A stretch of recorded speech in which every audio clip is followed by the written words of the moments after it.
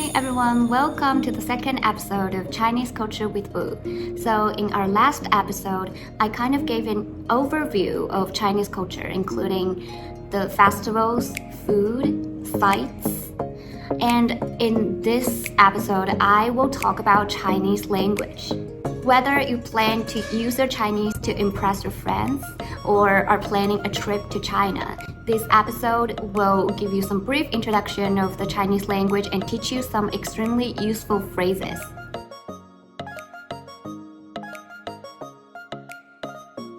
So Chinese is known as 中文 or 汉语, since Han ethnicity occupies 91% of the Chinese population. It is one of the most commonly spoken languages in the world and has thousands of history. So we often hear about the distinction between Cantonese and Mandarin. While Cantonese is more often spoken in the southern part of China, such as Guangdong province, Hong Kong, and Macau, and is very widely used among the Chinese immigrants. But in fact, Mandarin is the most commonly spoken language because it's officially designated. Mandarin is also known as the Standard Chinese or 普通话. What I will be mainly talk about today will be Mandarin.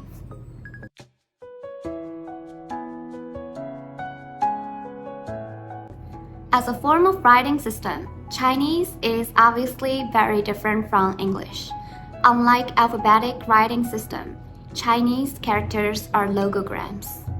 Each of them represents one syllable and refers to a complete concept. So many of them are also pictographic. The origin of Chinese characters dates back to 3,000 years ago, so they came from the oracle bone script written on animal bones or turtle shells. Today, most Chinese people know about 2,000 to 3,000 Chinese characters, which is enough for them to live every day.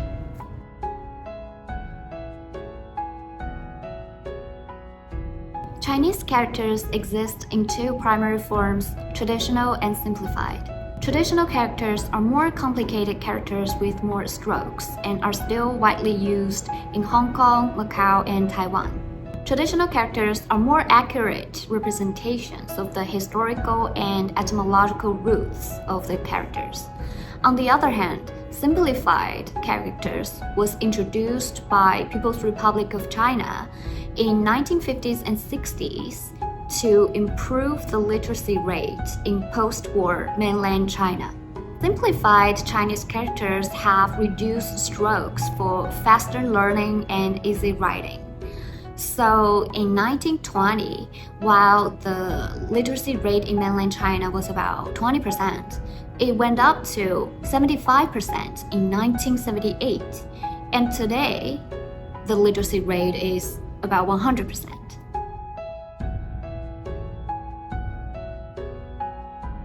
Chinese language is a tonal language with 4 different tones. A, a, a, a.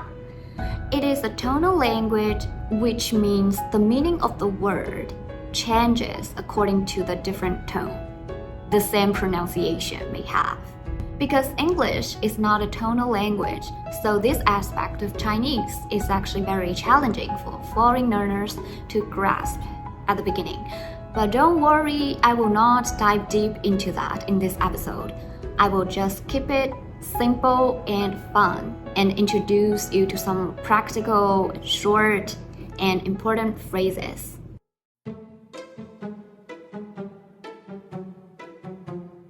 First up, greetings. These are the keys to starting any conversation in Chinese. So most people know that the greeting in Chinese is 你好. Usually when we walk into a room and see a stranger, we say, shake their hands and say 你好. But actually 你好 is a little bit too formal and usually exists between strangers. When young people or acquaintances meet each other, a more casual way to greet is just to say hello, but in Chinese pronunciation, which is hello, hello, hello. So 你 means you, 好 means good. So 你好 means you good. Hope you're good. You can also ask 你好吗? Are you good? How are you? And the person will have two kinds of responses. So when they tell you a happy thing, a positive thing, you can say, 真好. And when they tell you a negative thing, you can say, 没事吧? And if the person is alright and wants to just appreciate for your help, the person can say, 没事没事. You have just learned the greeting, but you cannot really convey this language further in Chinese. So you can just remind the other person, you are just learning Chinese. So you can say, 我在学中文. So let's play it out. 你好，我是吴。你好吗？真好。没事吧？So when you want to close the conversation, you can say 再见 or simply bye bye. 再见.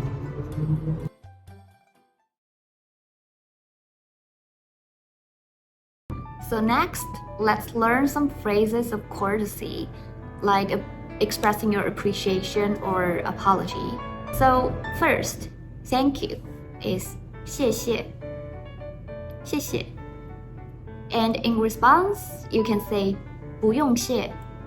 Or you can say what I taught you before, 没事. And next is apology. There are two ways to say it. The first is 对不起. Sorry. This is a more formal way of expressing your apology. And the second way of saying is 不好意思. 不好意思 is more similar to excuse me or I'm embarrassed. 不好意思 is more casual and you can use it to interrupt a person's conversation or to start a conversation. And when a person says 对不起 or 不好意思, you can also respond by saying 没事. So it seems like 没事 can be used in a lot of responses, like when the person asks you, are you okay? 没事吧? You can say 没事没事. And the person can say thank you, 谢谢. You can also say 没事没事. And the person said 对不起. You can also say 没事没事.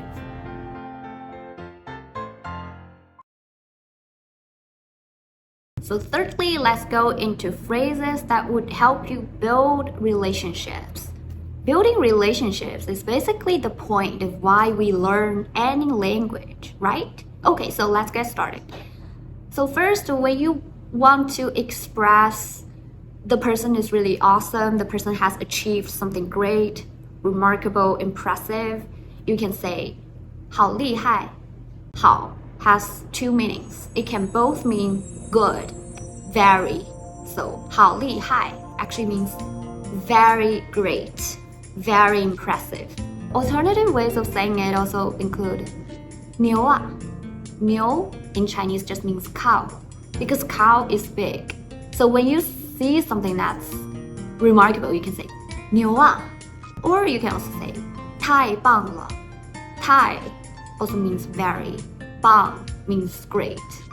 好厉害. 牛啊. 太棒了. Okay, then for you to praise someone's appearance rather than their achievement, you can say 你好好看. You so good looking. 你好好看. And this phrase can be used for both genders. But if you want more gender specific, for guys, you can say 你好帅. 帅 just means handsome. Or you can say 你好酷. Cool just means cool. And for women, you can say 你好美. 美 means beautiful. On side note, it's very interesting the translation of the United States. In Chinese, it's actually 美国, which means beautiful country. So 美 means beautiful. 你好美. Or you can say 你好漂亮. 漂亮 is similar to 美, but maybe its meaning is closer to pretty. Okay, so you find a person good looking and then you proceed to confess your like or love for this person. 我喜欢你，我喜欢你，我喜欢你。Please be my boyfriend. Or you can say 我爱你 I love you 我爱你 So usually you say I love you only after you have been through like a very long and difficult time with someone and the person has always been by your side. So like is lighter than love, right? I don't need to explain the difference between like and love. You know what I mean. So let's practice again all the relationship building words. So when you want to praise someone for their achievement, 好厉害，牛啊，太棒了。If you want to praise their appearance, you can say 你好好看。And for guys, 你好帅，你好酷。And for girls, you can say 你好美，你好漂亮。And for confession, you can say 我喜欢你，我爱你。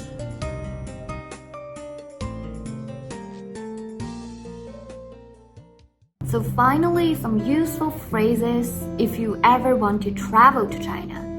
So if you just want to go straight speak English and tell others that you don't know how to speak Chinese, you can say 我不会说中文。我 means I, 不 means don't, 会 means know, 说 means speak, 中文 means Chinese. I don't know how to speak Chinese. 我不会说中文 But if you want to challenge yourself and speak Chinese, for example, you are going into a shop and you want to buy some souvenirs or just some random stuff and you see something you don't actually know what it is. For example, this cup, what it is, you can ask 这是什么？这 means this, 是 means is, 什么 means what. So this is what. 这是什么 So you can use this phrase to ask anything that you don't really know about. 这是什么 And then you ask, how much is it? 多少钱多少 means how much. And 钱 means money. How much money is this?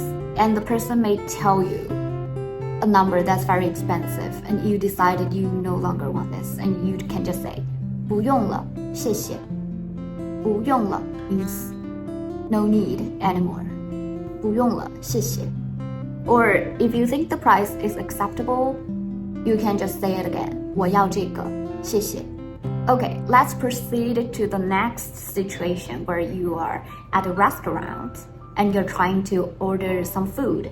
For example, let's pretend that this is a menu, and okay, we're opening a menu, and after looking at it, you just look at the pictures, and you know you want this, and this, and you can just tell the staff in the restaurant that 我要 I want 我要这个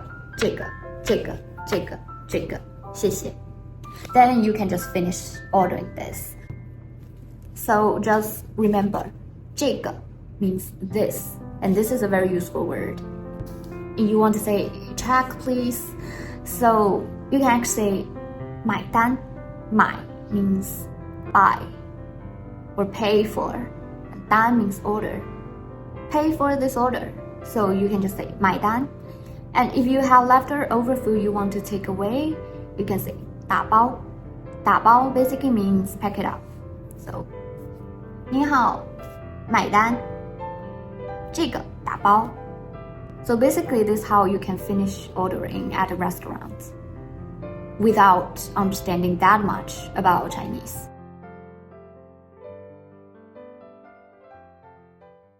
Let's finally envision an episode that let us practice all the Chinese phrases we learned today. 你好，我是吴。Hello, 我是 Jack。你好吗？我很好。我在学中文。啊，真好。But Chinese is difficult. 啊，没事吧？没事。If there's anything I can help, let me know. 谢谢。啊 I poured this water into you. 对不起，没事没事啊 You know how to say 没事没事，好厉害，太棒了，谢谢。你好好看，哪里哪里，没有没有，你好帅，你好漂亮，我喜欢你，谢谢，我爱你。So then the two people traveled to China together. 这是什么？5。这是梳子 Jack. 我要这个，多少钱？ This is $5. 这个要$5。我不要了，谢谢。And then the two people go to a restaurant together. 5，我要这个。好的。你好，买单。这个和这个打包，谢谢。再见。So with this, let's wrap up today's episode. So in this episode, I kind of briefly introduced you to the history and categories within the Chinese language and also introduced you with some very simple but useful phrases so you can use to either impress your friend or travel to China. So please remember, practice makes perfect. And here we're just scratching the surface. I hope today's episode is useful to you, and in the future, I will dive even deeper into a lot of China's philosophical systems because that's actually my specialty. So I'll see you next time.